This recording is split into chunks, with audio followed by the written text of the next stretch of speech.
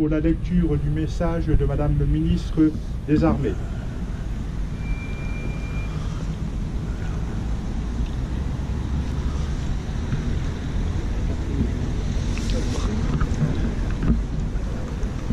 Ouvrez le banc!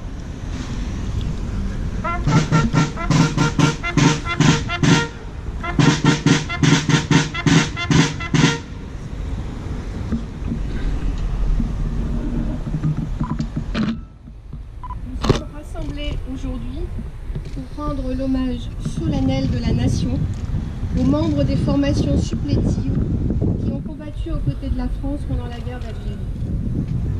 Ils avaient pour mission d'assurer la sécurité des points stratégiques, de villages ou de zones parfois plus étendues, mais aussi de participer à des opérations militaires aux côtés de l'armée française.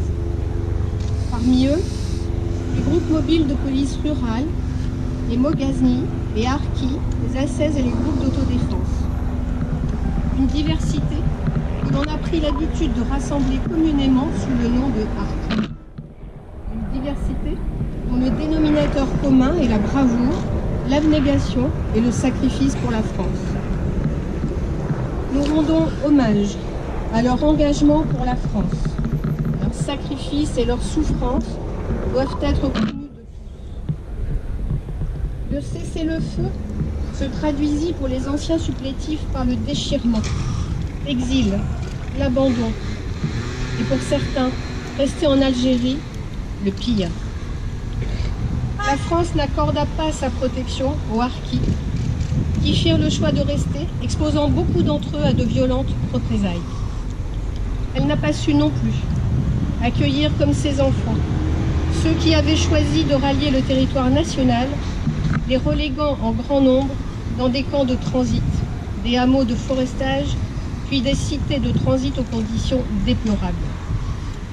Oui, il y a 55 ans, la France a tourné le dos à ceux qui avaient combattu pour elle, ceux qui lui avaient fait confiance, ceux qui l'avaient choisi et ceux qui l'avaient défendu.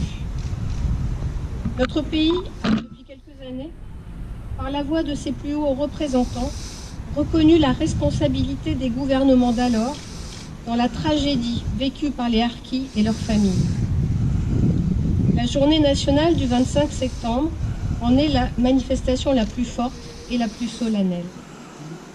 Mais 55 ans après la fin de ce conflit, et malgré l'importance du travail historique réalisé, cette période de notre histoire reste mal connue par certains et douloureuse pour un grand nombre de Français.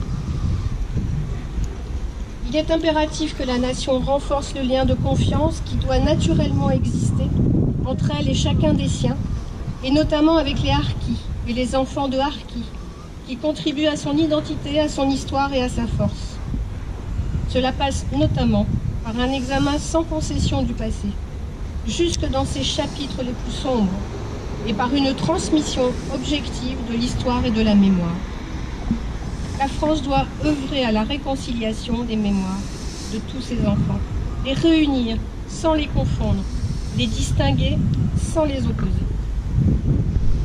Que l'honneur rendu aux Harkis et aux membres des formations supplétives soit toujours à la hauteur de l'engagement et du sacrifice qu'ils ont consenti pour la France. Geneviève Darrieussecq, secrétaire d'État auprès du ministre des Armées. Fermez le banc.